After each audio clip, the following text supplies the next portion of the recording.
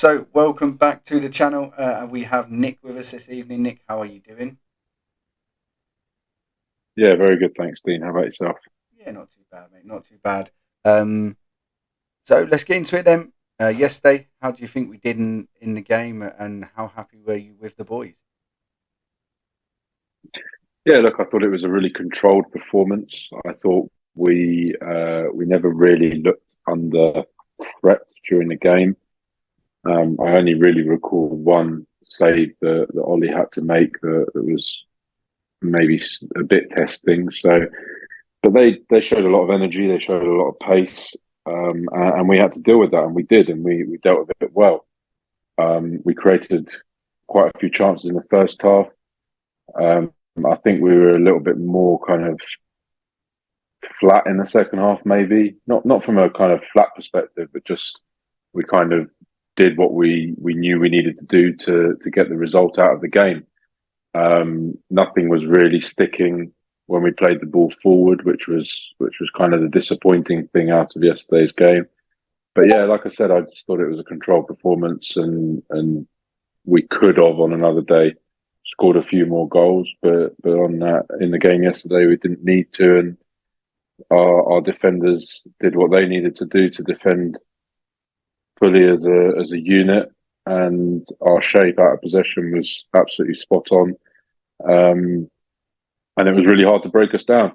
And what I would say is, they put five behind the ball.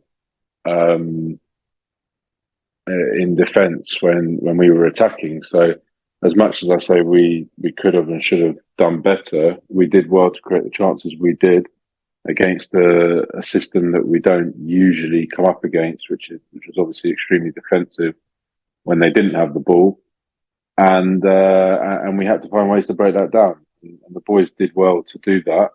It's just a shame we didn't finish a few more of the chances, but at the end of the day, we're in the draw tomorrow lunchtime for the next round. I think I read somewhere on Twitter that this is the furthest the club's been in obviously 22 years. Obviously, there was a period of step 3 and 4 in there, so they weren't always in that. But it's a good progression for the club, and getting into that next round is very important for everyone involved in Arsenal. So, obviously, going into half time, one up. What was the sort of conversation between you and the boys? Obviously, we've done it against Cockfosters, first game of the season, going in at half time, one up. Um, Anything that you were trying to bring in from previous games into the halftime team talk? Yeah, so obviously there was a lot of positivity at half time, but also we knew we probably should have been two or maybe even three up. Obviously, we had a couple of decent chances through 1v1s and good opportunities in the box, and also the penalty miss. So we probably could have been, two or three up comfortably at half time. So it was just more of the same, getting that passing going. The only kind of thing that I was disappointed about that we needed to tighten up on was they had a clear game plan, get the ball out to their kind of left side, and hit a diag into their like right wing back, right striker area, and try and get some joy out of that. And whilst it wasn't causing us any problems at the back and we were dealing with it very well, what I wasn't happy about was the fact we were letting them play that ball. So we just needed to get a bit tighter, and higher on the press.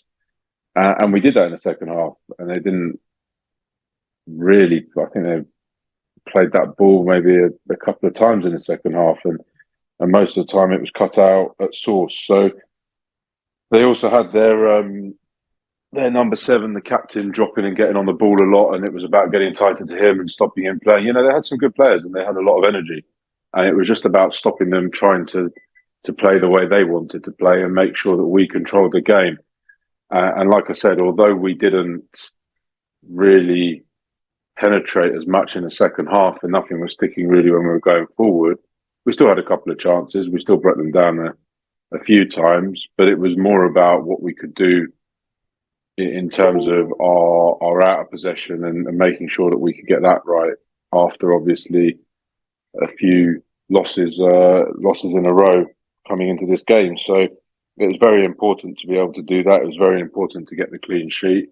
Like you say, we've had a couple of clean sheets, and also going into half time 1-0 up against Cockfosters and against Aylesbury, and it was about channeling that and making sure that we continued to do the right things, but also tightened up on a few little things that we needed to do a bit better. No, definitely. It does bring me on to my next question perfectly there. How happy and how proud are you of the boys? Obviously, 1-0, a very tricky scoreline to keep it at 1-0 for the whole game and keep a clean sheet and get themselves into the next round. So, how proud are you and happy? Obviously, previous games haven't always gone our way, but how happy were you from the performance from the back line? Yeah, look, nothing was getting through them yesterday. I don't think there was a single stage throughout the game where we really felt that anything was going to get through them. They defended very well. They defended as a unit, like I said, with our defenders and also our midfielders.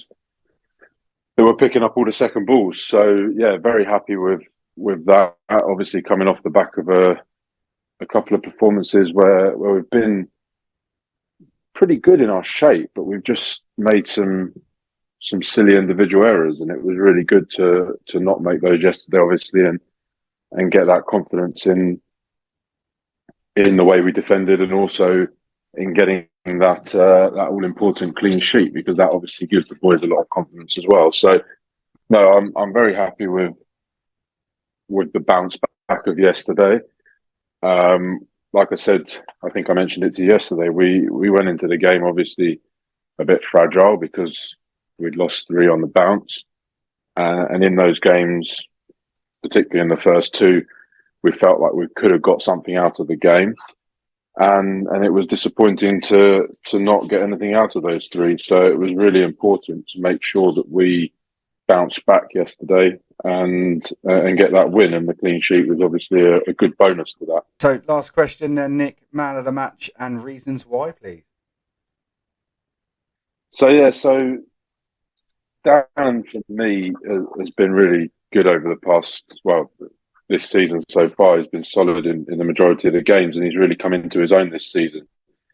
You know, he kind of had a breakthrough season last season under me, and it took a few months to kind of solidify his place in the team, and then we changed how we played, and it really suited him, and he came into his own, and I knew that he was going to be a big part of what we were trying to do this season, and building on last, and he's had some really, really good performances, but in those games, others have also had good performances, and I just said to the back line yesterday, I said, look, any of you could have got man of the match today, but I felt that Dan, with his communication, the leadership he showed for such a young player within an experienced back line yesterday, was really vital, and he defended really well throughout. Nothing got past him. He backed up players within his unit, and was thoroughly deserved of getting that man of the match, and that's why I gave it to him.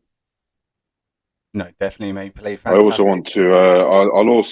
I'll also add as well about Sammy coming on late. You know, one thing that I think is so important. You know, he only came on for, I think it was 2 or 3 minutes, but we gave him a clear instruction that when you get the ball, or if you get the ball, it's so late in the game you might not, but if you get the ball, your job is to run at their defence towards the corner, and try and hold it up. You know, we're seeing out a game at 1-0 by this stage. Haven't made many subs because the boys were doing really well, and it was really solid, so there was no need to alter with that.